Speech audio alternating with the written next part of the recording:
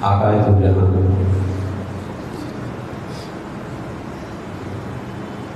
حضرت سیدنا محمد مصطفیٰ صلی اللہ علیہ وسلم کی ایک حدیث پاک کی روشنی میں چند گزارشات پیش کرنا چاہوں گا۔ اللہ پاک کی بارگاہ میں دعا ہے کہ رب قدوس کے حق کہنے، آپ کو حق سننے اور ہم سب کو اس پہ عمل کرنے کی توفیق عطا فرمائے۔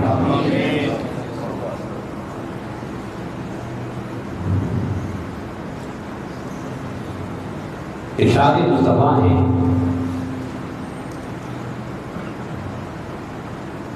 کہ من لم یشکر الناس لم یشکر اللہ۔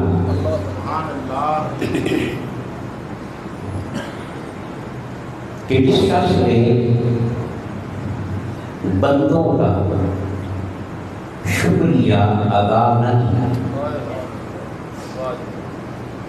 جس شخص نے بندوں کا شکریہ ادا نہیں کیا، حدیث چھوٹی سی ہے مگر مقصد دین کو اپنے اندر سموئے ہوئے۔ سبحان اللہ، سبحان اللہ۔ اور شیطان جو عبادت کرنے والوں کو بھی مغالطے میں ڈال دیتا ہے، وہ بڑا چالاک ہے۔ وہ عبادت کرنے والوں کو بھی مغالطے میں ڈال دیتا ہے، تو حضور نے اس مغالطے سے نکالا ہے۔ سبحان اللہ۔ تو فرمایا کہ من لم یشکر الناس لم یشکر اللہ، کہ جو شخص بندوں کا شکر گزار نہیں، وہ کبھی بھی خدا کا شکر گزار نہیں بن سکتا۔ تو جو شخص بندوں کا شکر گزار نہیں بن، تو سجدے کرے، نمازیں پڑھے، تہجد پڑھے، تلاوت کرے، جو چاہے کرے، اس کی ان ساری عبادات کی اللہ کی بارگاہ میں کوئی حیثیت نہیں۔ یہاں سے بات واضح ہو گئی کہ اس کی شکر گزاری سے پہلے کس کی شکر گزاری ہے؟ بندوں کی ہو رہی ہے، بندوں کی۔ اس کی بنیادی وجہ ہے، پھر میں رمضان میں نے ایک سوال کیا تھا، اس کا جواب میں آیا ہوں۔ وجہ اس کی یہ ہے، مولا فرماتا ہے کہ جو بندوں کا شکر گزار نہیں ہے وہ میرا بھی شکر گزار نہیں ہو۔ کیوں؟ کہ سب کچھ مولا دیتا ہے، سب کچھ مولا دیتا ہے، مگر بندوں کے وسیلے سے دیتا ہے۔ بولی بندوں کے وسیلے سے دیتا ہے۔ کسی کو اللہ نے آسمان سے گرا کے دیا ہو؟ نہیں۔ بولیں نہیں۔ جس کو بھی مولا دیتا ہے تو بندوں کے وسیلے۔ تو پھر مولا فرماتا ہے مجھے ماننے والے اور مجھے سجدہ کرنے والے، ان سب کو وسیلہ بھی تو میں نے بنایا ہے، تو اگر ان کو نہ مانا تو مجھے کیا مانا؟ بات سمجھ نہیں ہے؟ اگر ان کو نہ مانا، جو نظر آ رہے ہیں، جو ماں باپ ہیں نظر آ رہے ہیں، استاد ہیں نظر آ رہے ہیں، محسن ہیں نظر آ رہے ہیں، مددگار ہیں نظر آ رہے ہیں، حاجت پوری کرنے والا ہے نظر آ رہا ہے، اور ان سب کو وسیلہ میں نے بنایا۔ تو جو نظر آ رہے ہیں اگر ان کو نہیں مانتا تو مجھے کیا ماننا؟ اگر تجھے میرے بنائے ہوئے وسیلے کا حیا نہیں تو میرا کاہے کا حیا ہے؟ اس لیے ضابطہ بنا دیا کہ جو بندوں کا شکر گزار نہیں وہ خدا کا شکر گزار نہیں۔ بڑی سیدھی سی بات ہے، جو والدین کا شکر گزار نہیں اس کی عبادت نہیں بچتی، اور جو نبی کا شکر گزار نہیں اس کا ایمان چھٹی ہوگی۔ ایسے ہی ہے نا، اس لیے کہ والدین جسمانی پرورش کرتے ہیں اور نبی بولو تو جس نے ان کو سلام نہیں کیا اس کی عبادت گئی، اور جس نے نبی کو سلام نہیں کیا اس کا ایمان گیا۔ تو ضابطہ وہی ہے کہ من لم یشکر الناس لم یشکر اللہ، کہ جو شخص حدیث آپ کرتے ہیں کہ جو شخص بندوں کا شکر گزار نہیں وہ کبھی مولا کا شکر گزار نہیں ہو سکتا۔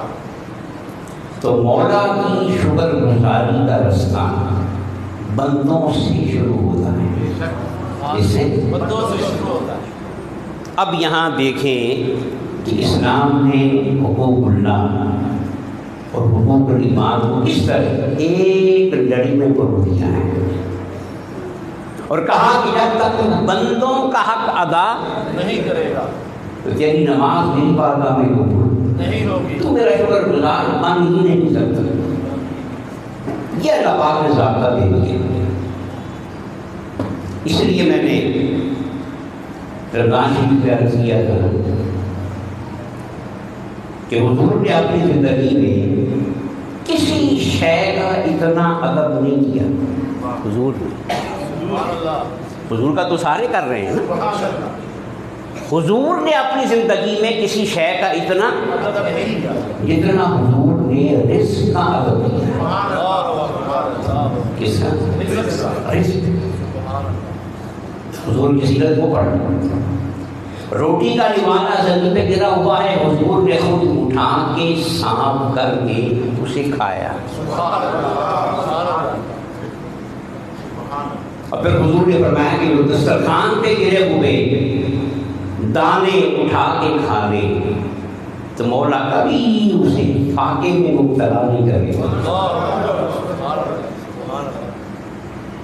اور پھر میں نے عرض کیا تھا کہ جب نیا پھل آتا نیا تو حضور کا انداز کیا ہوتا کہ نئے پھل کو حضور ہاتھ میں دیتے اور چومتے، جس کے قدموں کو عرش چومے، جس کے قدموں کو عرش چومے وہ لبوں سے پھل کو چومے۔ تو جب بھی نیا پھل آتا تو حضور پھل کو اپنے لبوں سے اور پھر دونوں آنکھوں پہ لگا۔ اب اس سے آگے کسی کو شرف بخشنے کا اور معیار کیا ہو سکتا کہ وہ حضور کے لبوں سے بھی لگا اور پھر حضور کی آنکھوں سے بھی لگا۔ اور پھر حضور کی سنت ہے کہ جب بھی نیا پھل آئے تو پہلے بچوں کو کھلا، جس کو بچے معصوم ہیں، خدا کی بارگاہ میں مقبول ہیں، خوش ہوں گے، دعا کر دیں گے، پورا گھر سبر جائے گا۔ تو حضور نے اپنی زندگی میں سب سے زیادہ ادب کس کا کیا؟ اب وہ کیوں کیا؟ بڑی سیدھی سی بات ہے کہ رزق اللہ نے دیا مگر رزق وسیلہ ہے زندگی قائم رکھنے کا۔ کیا ہے؟ رزق وسیلہ ہے زندگی قائم رکھنے کا۔ دیکھیں مکان کے بغیر بندہ زندہ رہ سکتا ہے، پرانے وقتوں میں رہتے ہیں، کیوں؟ لباس کے بغیر بندہ زندہ رہ سکتا ہے۔ ابھی بی کئی قواعد ہیں جو ننگے ہیں لباس نہیں پہنتے ابھی کا، مگر کھائے بغیر زندہ نہیں رہ سکتا اور پیے بغیر زندہ نہیں رہ سکتا۔ تو زندگی کا جسمانی حیات کا جو پہلا تعلق ہے وہ کس کے ساتھ ہے؟ اس لیے آقا جہاں نے اس یہ جو تعلیم تھی نا کہ جو بندوں کا شکر گزار، اب بندوں میں مخلوق آ گئی نا، بندوں میں تو رزق بے شک مخلوق ہے مگر حیات کا بولیں حیات کا سبب ہے، وسیلہ ہے. اور وسیلہ کس نے بنایا؟ تو حضور نے اسے زمین سے اٹھایا، لبوں سے لگایا اور آنکھوں میں سجایا. تو یہ رزق کا احترام ہے اور حیات کے وسیلے کا، حیات کے وسیلے کا اہتمام ہے. تو آقا نے فرما دیا کہ پھر جو وسیلے کو نہیں مانتا اس نے خدا کو کیا مانا، اور جو وسیلے کو سلام نہیں کرتا اس نے بولے نا، اس نے مولا کو بھی سلام نہیں کیا. مولا کی بارگاہ میں اس کا جھکنا بے سود ہے، بے فائدہ ہے، مولا کی بارگاہ میں قبول نہیں. اس لیے میں ایک بات عرض کیا کرتا ہوں کہ عبادت سے صفائی ہو جاتی ہے، فیض یاد رکھیں، عبادت سے فیض ملتا ہے مرشد کے ادب سے. فیض ملتا ہے مرشد کے ادب سے. جس طرح آپ نے برتن میں دودھ لینا تو برتن کو خوب صاف کرنے، مانجنے، چمکانے، تو پھر وہ سرف سے، صابن سے، پانی سے، ریت سے، راکھ سے، اس سارے عمل سے صاف ہو جائے گا، مگر اس میں دودھ تو نہیں آئے گا نا. دودھ تب آئے گا جب دودھ والا اس میں دودھ ڈالے گا. جھاگ بنا دودھ جمتے نہیں، جہاں میں نے بات ختم کی تھی نا، جھاگ بنا باویں لال ہوون. تو آپ نے جو مشقت کی اس کو مانجا، اس پہ ٹائم لگا، اس میں ہاتھوں کی طاقت صرف ہوئی، تو صرف صفائی ہوئی. دودھ کب ملے گا؟ تو نماز پڑھی، روزے رکھے، تسبیحات کی، مجاہدات کیے، راتوں کو جا کے جنگلوں میں گئے تو صفائی ہوئی، فیض نہیں ملا. فیض تب ملے گا کہ جب کسی مرشد کی دعا لگے گی، مرشد کی نگاہ کرم ہوگی، تو پھر دودھ کی نہریں چل پڑیں. اس لیے حضرت خواجہ غریب نواز نے چلا مسجد میں نکالا. کہاں کاٹا؟ داتا کے قدموں میں. اس لیے کہ وہ عبادت کرنے نہیں آئے تھے، وہ تو کر رہے تھے، وہ تو فیض نہیں آئے. تو فیض مسجدوں سے، ممبروں سے، محرابوں سے نہیں ملتا، فیض اللہ والوں کی نگاہ کرم سے ملتا. تو یہ بات واضح ہو گئی کہ جو وسیلے کا شکر گزار نہیں ہے اور وسیلے کا احترام نہیں کرتا، وہ کبھی تو خدا کا شکر گزار نہیں ہو سکتا. اب رمضان کے جو میں نے سوال کیا کہ جب بھی اللہ کی طرف اشارہ کرنا ہو اپنی دنیا کے حوالے سے، تو ہم کدھر کرتے ہیں؟ بولو. وہ کرے گا، وہ نہیں بس اشارہ کدھر ہوتا ہے؟ بولے. اور جب اس کی بارگاہ میں سجدہ کرتے ہیں تو سر زمین پہ لگتا ہے. یہ کیا معاملہ ہے؟ جب وہ ادھر ہے تو سجدہ ادھر کیوں؟ یہ تو بالکل اپوزٹ کام نہیں ہو گئے. سر کو بلندیوں پہ لینا، جدھر اشارہ کرتے، مگر نہیں. سجدے کے لیے شرط ہے کہ یہ پیشانی زمین میں لگے، گھٹنے لگ گئے، ناک لگ گئی اور پیشانی نہ لگی تو سجدہ نہیں. اب سوال یہ پیدا ہوتا ہے کہ جب وہ اوپر ہے، آنا ہے، اشارہ بھی ہم اوپر کی طرف کرتے ہیں، تو پھر سجدے کے لیے زمین. اب بات آپ سمجھ آئی. اس لیے کہ مولا رب ہے. کیا ہے؟ رب ہے. اس نے رب ہوتے ہوئے جسمانی حیات کے لیے جو کچھ دیا ہے وہ مٹی کے واسطے سے دیا. بولیں مٹی کے ایک شے بھی اوپر سے نہیں آئی. جسمانی، روحانی نہیں، جسمانی. یہ جسم کس سے بنا؟ خوراک کہاں سے ہے؟ مٹی سے. پھل کہاں سے ہے؟ سبزیاں، اناج اور غلے بولیے مٹی سے آئی. پانی کہاں سے آیا؟ وہ تو آسمان سے برستا ہے، وہ بھی تو زمین سے گیا ہوتا ہے نا، آسمانوں سے تو نہیں آتا. بادل کہاں سے بنتے ہیں؟ زمین سے، سمندر کے پانی سے. ٹھیک ہے، پانی ہی نیچے والا جب بخارات میں تبدیل ہوتا ہے تو بادل بن جاتے ہیں، پھر کسی مقام پہ جا کے برستا ہے. پھر خوراک بھی اللہ نے کہاں سے دی؟ پھر اللہ پاک نے زندگی گزارنے کے لیے لوہا کہاں سے دیا؟ بولیں لباس کہاں سے دیا؟ بولیے کوئی ایک شے بتائیں جو دائیں بائیں سے آئی ہو. بولیں ہر شے مٹی سے دی. تانبا مٹی سے، لوہا مٹی سے. اور سب سے قیمتی شے جسے ہم اپنی معاشرتی زندگی میں اشیاء کی قدر کا تعین کرتے ہیں، سونا. اشیاء کی قدر کا تعین کرتے ہیں، سونا ہے نا بھائی، تو وہ کہاں سے نکلا؟ اسی مٹی سے. پھر قیمتی جواہر وہ کہاں سے نکلا؟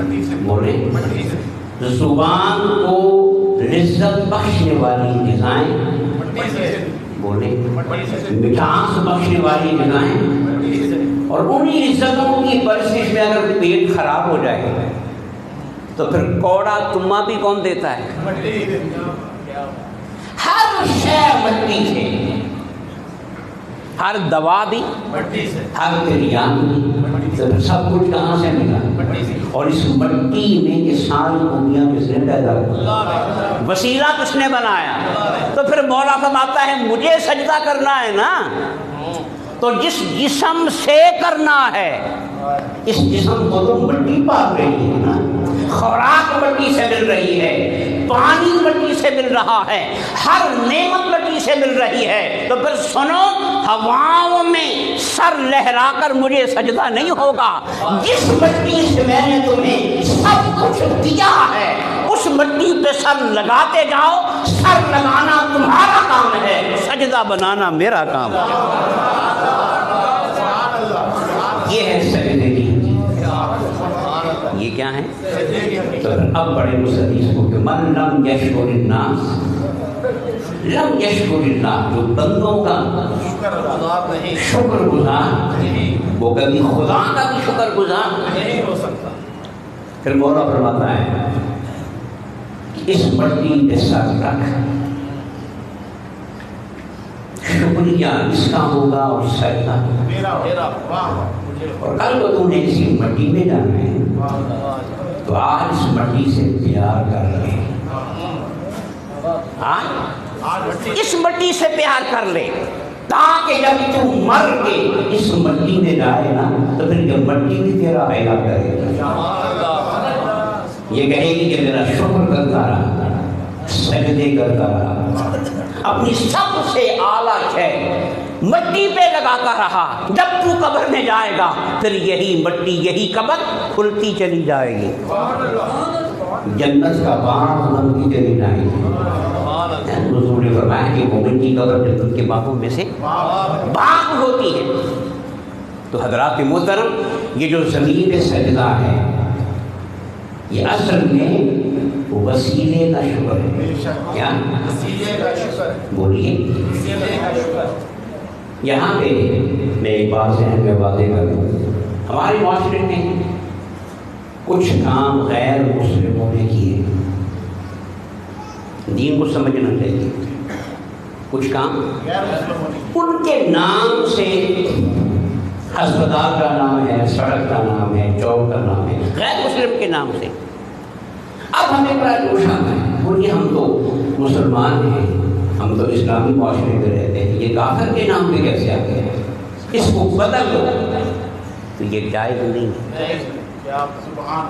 ہاں یہ کیونکہ من لم یشکر الناس، بولے من لم یشکر المومن نہیں کہا، من لم یشکر الناس میں سارے ہیں، جو بھی خدمت خلق کر جائے اور جو بھی اللہ کے بندوں کو فائدہ پہنچ جائے، اس کا حق بنتا ہے کہ وہ پورا منصوبہ اس کے نام سے قائم رہے، اس کے نام کو زندہ رکھنا، جو اس کا شکر ادا کرنا ہے۔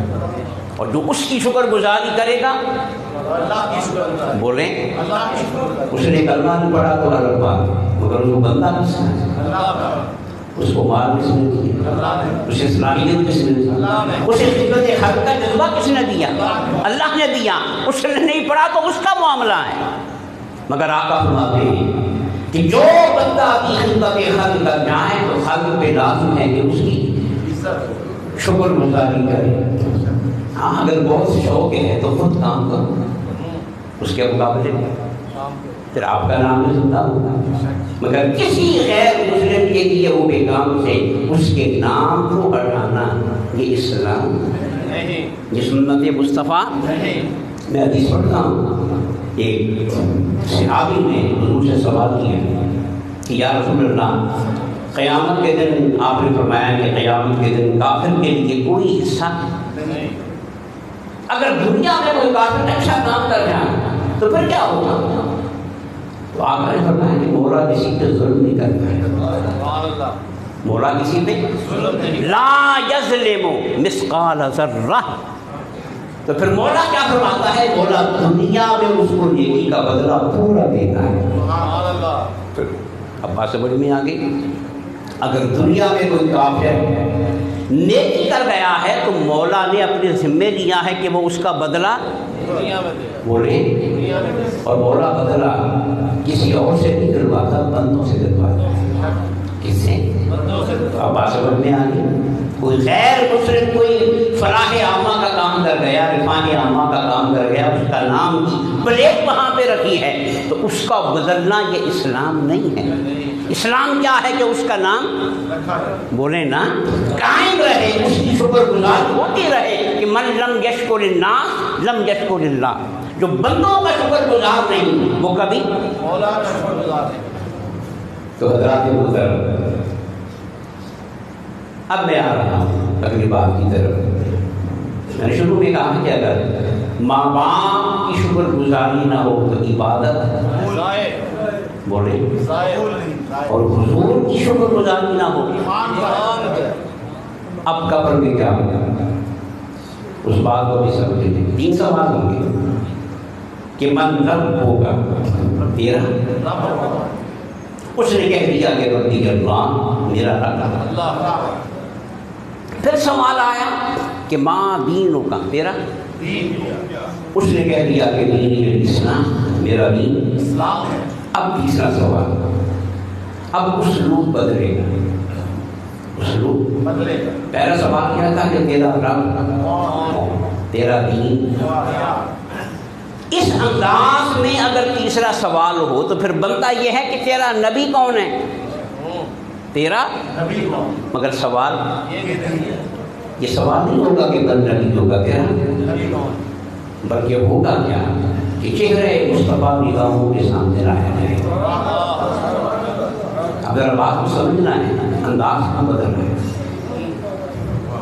اسلوب چہرے مصطفیٰ سامنے، اور پھر کہا جائے گا یہ ہے محمد۔ اب چہرہ بھی سامنے، نام بھی سامنے، اب پوچھنا کیا ہے؟ اب تیسرے سوال میں جو انداز بدلا ہے، پہلا سوال یہ تھا کہ تیرا، ذرا غور سے سنیے گا، تیرا، دوسرا سوال یہ تھا کہ تیرا، تیسرا سوال ہونا چاہیے تھا کہ تیرا، مگر یہ نہیں۔ اب چہرہ مصطفیٰ سامنے آئے گا، ٹھیک ہے۔ ابھی چہرہ کیوں لایا جائے؟ میں مثال صرف مثال سمجھ لیجیے، بات سمجھ میں آ جائے۔ اس وقت پاکستان کے وزیر اعظم کون ہے؟ کوئی شخص کسی پاکستانی سے پوچھے کہ آپ کا وزیر اعظم کون ہے، کیا کہے گا؟ توجہ ہے نا بھائی، کیا کہے گا؟ پی ٹی آئی والے سے پوچھے تو وہ بھی کہے گا نون لیگ والے سے دیشن اندر گانا کرتا ہوگا، مگر کیا کہے گا؟ کیونکہ وہ آئینی وزیر اعظم ہے، آئینی اسے بنایا ہے، ملک کا وزیر اعظم ہے۔ اچھا پیپلز پارٹی والوں سے پوچھیں تو وہ کیا کہیں گے؟ کابلی والوں سے پوچھیں، مولانا نظر سے پوچھیں، کیا کہیں گے؟ کسی پارٹی سے پوچھ لیں، خواب عمران خان کو قبول کرے دل سے، مگر کیا کہے گا کہ وزیر اعظم کون ہے؟ تو کیا سب نے عمران خان کا نام لیا تو کیا سارے دل سے قبول کرتے؟ نہیں۔ تو پھر نام لینے سے اندر کا پتہ نہیں کرتا۔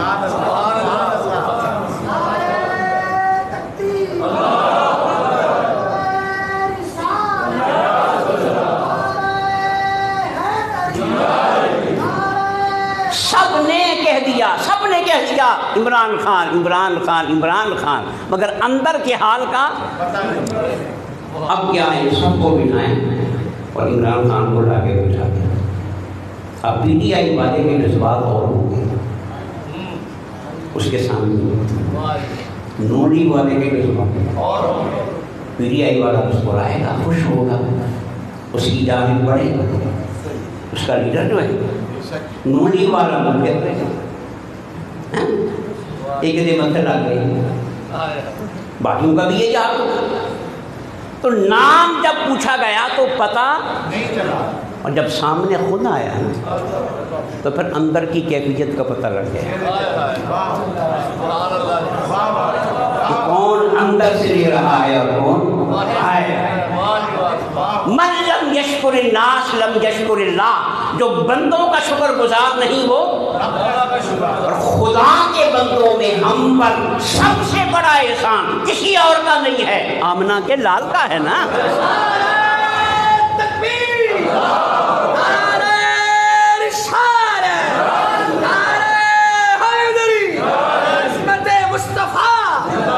تو پہلا سوال پوچھنے پہ رہا من ربوں کا میرا، ماں دینوں کا میرا، دین کیا ہے؟ اب جب حضور کے بارے میں یہ نہیں پوچھا کہ من نبیوں کا، تیرا نبی کون ہے، وہ تو سب نے کہہ دیا۔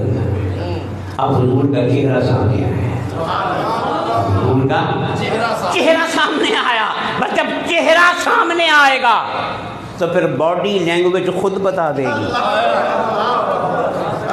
یہ اس کا کیا لگتا ہے اور وہ اس کا کیا لگتا ہے، ایسے ہی ہے نا۔ اب پوچھیں گے ماں دے کس کو، یہ ہے محمد۔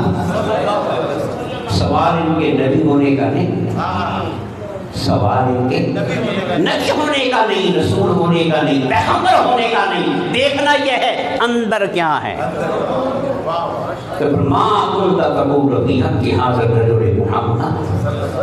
یہ ہے حضرت محمد مصطفیٰ، بتا دنیا کی زندگی میں ان کے بارے میں کیا کہا کرتا تھا۔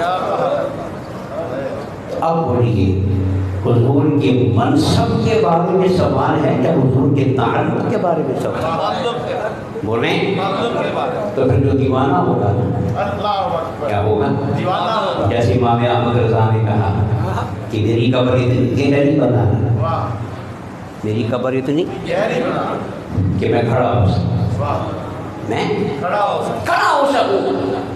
اب یہ کھڑا ہونا حضور کے نبی ہونے کے لیے نہیں تھا، یہ کھڑا ہونا حضور کے منٹار ہونے کے لیے، محبوب ہونے کے لیے تھا۔ پوچھا حضور وہ کیوں؟ کہا کہ تمہیں پتہ نہیں قبر میں آتا کون ہے؟ تو میں نے فیصلہ کر دیا ہے، میں نے حدیث میں آنا منتظر نے آپ کی دی کہ بندہ میرے بارے میں کیسے گمان کرتا ہے نا میں ویسے ہی کر دیتا ہوں، پر گمان صحیح، جذبہ اگر ہو جذبہ صادق تو اکثر ہم نے بہت تشریف لیا فرمایا نہیں کرتے، بات تو جذبے کی ہے، تمنا کی ہے، دل کی قلبی کیفیات کی ہے۔ تو فرمایا کہ میں نے فیصلہ کیا ہے کہ جو حضور میری قبر میں آئے گی تو میں کھڑے ہو کے استقبال کروں۔ اب یہ بتائیں کہ جب وہ کھڑے ہو گئے ہوں گے تو پھر پوچھنے کی نوبت آئی کہ ان کے بارے میں کیا کہتے ہیں. اس لیے کہاں کرتا ہوں کہ حضور کے نام پہ ہم انگوٹھے چنتے ہیں، اس کو معمول بنانا چاہیے، خاص طور پہ اذان، ہر جگہ نہیں، خاص طور پہ اذان میں انگوٹھے چومنا جو مستحب ہے، اور کسی مقام پہ نہیں، جائز ہے، مستحب نہیں، مستحب صرف وہ نہیں اذان میں. اسی طرح جب حضور کا نام آئے نا تو اندر کچھ جھرجھری سی آنی چاہیے، اندر جھرجھری سی آنی چاہیے، اندر سے گرنا چاہیے. تو پھر فائدہ پتہ کیا ہوگا؟ جب یہ معمول بن جائے گا، طبیعت بن جائے گی، فطرت ثانیہ بن جائے گی، تو پھر قبر میں نام نہیں آئے گا، نام والا آئے گا. تو جس کی عادت نام سن کر انگوٹھے چومنے کی ہوگی اور جس کی عادت نام سن کر چھوڑنے کی ہوگی، جب اس کے سامنے نام والا آئے گا تو پھر وہ ہی نہیں، اس کی پوری قبر چومے. اب بات سمجھ میں آئے کہ جو قبر میں حضور کا چہرہ سامنے لانا ہے، یہ اس لیے من لم یشکر الناس، کہ جو بندوں کا شکر گزار وہ کبھی بھی خدا کا شکر گزار نہیں ہو سکتا. بولیے نا، نہیں ہو سکتا. ماں باپ کی شکر گزاری پہ کیوں دوہرا رہا ہوں؟ ماں باپ کی شکر گزاری نہ ہوئی تو عبادت گئی، اور مصطفیٰ کی شکر گزاری نہ ہوئی، یہ درود، یہ سلام، یہ نام، یہ آنسو، یہ حضور کی کیا ہے؟ بولے شکر گزاری. کیا ہے؟ شکر گزاری. بڑی سیدھی سی بات ہے. ماں کو دیکھے محبت سے، ماں کو دیکھے، حج مقبول کا ثواب ہوتا ہے. کس کا؟ حج مقبول کا ثواب. بے شک وہ ماں گنہگار، بے شک بے نماز ہے نا. تو جس بچے نے، بچی نے محبت سے ماں کو دیکھا تو جو آمنہ کے لال کو دیکھی، تب مجھے کہنے دو پھر وہ کعبے کا طواف نہیں کرے گا، کعبہ اس کا طواف کرے گا. آئیو آؤ شہنشاہ کا روزہ دیکھو، کعبہ کو دیکھ چکے آپ. اور یاد رکھیں، زندگی میں معمول بنائیں کہ جو بھی ہمارے ساتھ نیکی کرے ہم کیا کریں؟ کیا کریں؟ دوست ہے، ماں باپ ہے، استاد ہے، مددگار ہے، معاون ہے، مشکل میں کام آنے والا ہے، پھر مرشد ہے، اور پھر سب سے بڑھ کر آمنہ کا لال ہے. ہر کسی کا کیا ادا کرے؟ شکریہ ادا کرے. خدا کی قسم سجدوں کی کمی پوری ہو جائے،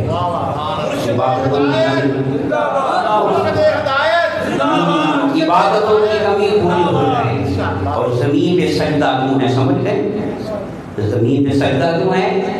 کہ مولا ہمیں سب کچھ مٹی سے دے رہا ہے. بولے نا، مٹی سے دیتا ہے. خوراک ہر نعمت کس سے دیتا ہے؟ جسمانی حیات، روحانی نہیں، جسمانی حیات کو قائم رکھنے والی ہر شے مولا کہاں سے دیتا ہے؟ تو پھر مولا فرماتا ہے جسم کے ذریعے مجھے سجدہ کرنا ہے نا، اس سال وہ مٹی پہ دے گا. اس مٹی کا شکریہ ادا کرو گے، میں پھر سجدہ بنا دوں گا، عبادت بنا دوں گا. کیونکہ جو بندوں کا شکر گزار نہیں. اب آخر میں ایک بات یہ بھی سمجھ لیں، ادھر سے جو آیا، کیا ادھر سے جو آیا تو کس کے ذریعے آیا؟ وسیلے کے ذریعے. کس کے ذریعے؟ کوئی ایک شے بھی وسیلے کے بغیر. جان بھی پڑتی ہے نا ماں کے پیٹ میں تو مولا فرشتہ بھیجتا ہے. حدیث میں آتا ہے کہ تو مولا، حالانکہ وہ خالص اللہ کا عمل ہے، وہ عمل ہے جس میں کوئی شریک نہیں، زندہ کرنے والا بھی، مارنے والا بھی، باقی کاموں میں تو وسیلے ہیں نا. بچے میں جان ڈالتی ہو کہ ماں کے پیٹ میں تو کون آتا ہے؟ اس کا معنی ادھر سے جو بھی آئے تو وسیلے کے بغیر. اب یہیں سے سمجھنا ہے کہ جب ادھر سے ادھر جانا ہو، نہیں سمجھے؟ جب ادھر سے تو یہ کام بھی وسیلے کے بغیر. اس لیے قرآن میں کہا وَابْتَغُوا إِلَيْهِ الْوَسِيلَةَ. وَابْتَغُوا، یا اب آپ اوپر گیلری میں چلے جائیں، اور بچوں کا حال ہے وہاں پہ چلے جائیں، وہاں پہ جگہ ہے، ادھر قبروں میں آ جائیں۔ تو وَابْتَغُوا إِلَيْهِ مرحمت ہے۔ دیکھیں کہ عربی کے دو لفظ ہیں کہ من اور ایک الہ۔ من کا معنی ہے سے، من کا معنی جس کے لیے آپ انگریزی میں کہتے ہیں نا فرام، کیا تو عربی میں من، اردو میں سے، اور الہ کا معنی ہے تو، تک۔ انگریزی میں آپ کیا کہتے ہیں؟ تو، عربی میں الہ اور اردو میں تک۔ اب من اور الہ آنے کے لیے کیا ہوگا؟ بولیں، اور جانے کے لیے الہ ہوگا۔ مولا فرما رہا ہے وَابْتَغُوا إِلَيْهِ، اس کی طرف وسیلہ بنا، اس کی الہ آ گیا، کیونکہ مولا فرما رہا ہے کہ جب من کی دنیا، کیا آنے کی دنیا، من کی دنیا وسیلے کے بغیر اس کا کوئی تصور نہیں، تو پھر جانے کی دنیا بھی وسیلے کے بغیر نہیں۔ ادھر سے کچھ لینا ہے تو بھی وسیلہ، اور ادھر جانا ہے تو الف اللہ جبیلی مرشد منبج اندر بوڑی جان کو لبے۔